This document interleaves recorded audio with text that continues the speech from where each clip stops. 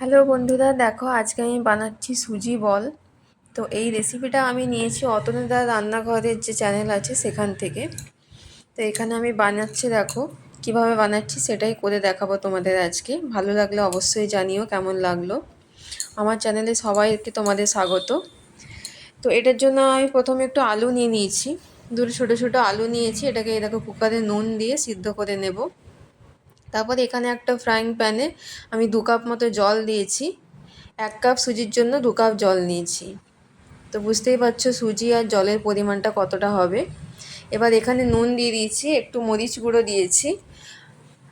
এখানে এটা সিদ্ধ হচ্ছে আলুটা সেদ্ধ হয়ে গেলে আমি কুকারটা রেখে দিয়েছি ওভাবে, আমি সিটিটা খুলিনি যতক্ষণ না ভাওয়াটা বেরিয়ে যাচ্ছে। এবার এখানে ধনেপাতা কুচি দিয়ে দিলাম জলটার মধ্যে। ভালো করে এটা ফুটিয়ে নেবে। আর এখানে একটু শুকনো লঙ্কাকে ক্র্যাশ করে দিয়ে দিয়েছি। এবার এটা ভালো করে ফুটে গেলে 1 কাপ যে সুজিটা আছে সেটা আমি এখানে দিয়ে দেব। সুজি আর জলের পরিমাণটা এভাবেই দেওয়ার চেষ্টা করো। যখন দেখবে এভাবে ফুটে এসেছে জলটা, তখন এই সুজিটা আমি এখানে দিয়ে দিলাম। এবার এটাকে ভালো করে নাড়াচাড়া করে নিতে হবে, ভালো করে মিক্স করে নেবে সবগুলো। যখন দেখবে জলটা কমে এসে একদম শুকনো শুকনো হয়ে গেছে, খুব একটা শুকনো করবে না, জাস্ট নিচ থেকে তাওয়া ফ্রাইং প্যান যেটা আছে ওটার থেকে নিচে দেখবে একদম এভাবে উঠে উঠে আসছে, তখন জানবে যে হয়ে গেছে। এবার হাতের মধ্যে একটুখানি নিয়ে সুজির ডোটা নিয়ে জাস্ট চেক করে নেবে যেটা গোল গোল হচ্ছে কি না। এই দেখো এইভাবে, তাহলেই বুঝবে টেক্সচারটা তৈরি হয়ে গেছে। এবার একটা ফ্রাইং প্যানে আমি স্টাফিংটা তৈরি করে নেব। তো স্টাফিংটার জন্য একটু সর্ষের তেল, সাদা তেল, যেটা তোমাদের ইচ্ছে ব্যবহার করতে পারো। এবার এখানে আমি দিয়ে দিচ্ছি গোটা জিরে, সর্ষে আর একটু পেঁয়াজ কুচি। ভালো করে পেঁয়াজটা ভাজা ভাজা হতে দেব। পেঁয়াজটা একটু ভালো করে লাল লাল করে ভাজা হয়ে গেলে তারপরে এর মধ্যে কিছু ভেজিটেবলস দিয়ে দেবো। তো ভেজিটেবলসের মধ্যে যেগুলো দিচ্ছি সেগুলো হচ্ছে একটু টমেটো কুচি দিয়েছি, লঙ্কা কুচি দিয়েছি, আর গাজরটাকে দেখো এইভাবে গ্রেট করে নিয়েছি। এগুলো আবার ভালো করে নাড়াচাড়া করে নেব। যখন দেখবে সুন্দর হয়ে গাজরের গন্ধটা পুরো ছেড়ে দিয়েছে, তারপরে আলুটাকে আমি স্ম্যাশ করে দিয়ে দিয়েছি এর মধ্যে। গাজরের যে কাঁচা গন্ধটা বেরিয়ে গেলে আলুটা দিয়ে দিয়েছি। এবার একটু নুন দিয়েছি, হলুদ গুঁড়ো দিয়েছি আর একটু কাশ্মীরি লঙ্কার গুঁড়ো দিয়েছি। আবারও ভালো করে নাড়াচাড়া করে নিতে হবে। মশলাগুলো দেখবে পুরো একদম শুকনো শুকনো হয়ে গেছে, টমেটোটাও দেখো সিদ্ধ হয়ে গেছে, আর গাজরের থেকেও একটা সুন্দর গন্ধ বেরোচ্ছে। তো পুরো মশলাটা ভালো করে ভাজা হয়ে গেছে। এবার এখানে ওপর থেকে আমি ধনেপাতা কুচি ছড়িয়ে দিলাম। তাহলেই আমাদের সুজির ভেতরে যে বলটা বানাবো, যে স্টাফিংটা দেবো, সেটা আমাদের তৈরি হয়ে গেল। এবার দেখো কীভাবে বানাবো। দুটো হাতে ভালো করে একটু তেল নিয়ে নিও। এভাবে সুজিটাকে ভালোভাবে এরকম করে মাখিয়ে নিও হাতে করে, ভালো করে সুন্দর করে। এবার একটা করে ছোট ছোট আকারে বল বানিয়ে তোমরা যেরকম চাও সেরকম আকার শেপ দিতে পারো। একটা করে ছোট বল নিয়ে হাতের মধ্যে এভাবে সুন্দর করে, দেখো কীভাবে করছি, এরকমভাবে পাতলা করে একটা ডো তৈরি করে নিতে হবে খোলের মতো, চ্যাপটা করে। এর মধ্যে যে স্টাফিংটা ওখানে রেডি করেছি ওটা এর মধ্যে ভরে দেব। তারপরে দেখো মুখটা কিভাবে বন্ধ করছি।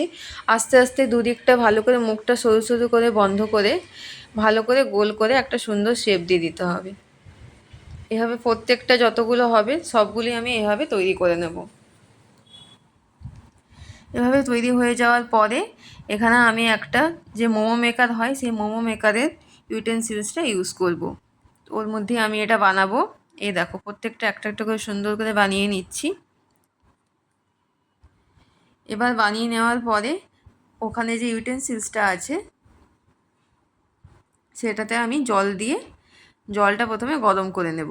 এই দেখো জলটা প্রথমে গরম করতে দিয়ে দিয়েছি, আর ওপরে এই যে একটা ফুটো যেরকম হয় সেই ধরনের একটা ইউটেন্সিল বসিয়ে দিয়েছি। এখানে একটু তেল দিয়ে ব্রাশ করে নিও, তাহলে নিচটা লেগে যাবে না। যখন দেবে জলটা এইভাবে ফুটে এসছে, তখন যে গোল গোল করে বলের মতো শেপ করে আছে ওগুলো এর মধ্যে দিয়ে দিতে হবে। ভালো করে স্টিম করতে হবে। মোটামুটি আমার 2 পিঠটা স্টিম করতে 10 থেকে 12 মিনিট মতো লেগেছে। এভাবে দিয়ে দেবে। আরেকটা পিঠও এভাবে উল্টে পাল্টে নিতে হবে। একটা যে কোনো তোমাদের চামচের সাহায্যে তোমরা এটা উল্টে পাল্টে নিও। এই দেখো এইভাবে করে নিও। দুদিকটা যখন ভালো করে দেখবে সেদ্ধ হয়ে গেছে, সুন্দর স্টিম হয়ে গেছে, তখন বুঝবে এটা হয়ে গেছে। এ দেখো কত সুন্দর দেখতে হয়েছে দেখো, আর খেতেও অসাধারণ হয়েছিল, খুব সুন্দর হয়েছিল। তোমরাও বাড়িতে বানিও, খুব সহজেই হয়ে যাবে। দেখো সকালে নাস্তাতে খুব সুন্দর ভালো হবে। এই দেখো ফাইনালি এরকম দেখতে হয়েছে। এবার তড়কার জন্য আমি যেটা ইউজ করছি সেটা একটু দেখে নাও। কড়াইয়ের মধ্যে একটু তেল নিয়ে নেব, ওই তেলেতে আমি একটু গোটা জিরে দিয়ে দেবো, আর একটু হিং দিয়ে দেবো, একটু সর্ষে দিয়ে দেবো, আর তার সাথে একটু কাশ্মীরি লঙ্কার গুঁড়ো দিয়ে দেবো। এই দেখো তড়কার জন্য আমি যেটা ইউজ করছি, একটু হিং নিয়েছি, গোটা জিরে নিয়েছি, সর্ষে নিয়েছি। তেলের মধ্যে এগুলো সব দিয়ে দেবে, ভালো করে মিক্স করে নিও। তার সাথে আমি একটু কাশ্মীরি লঙ্কার গুঁড়ো দিয়েছি।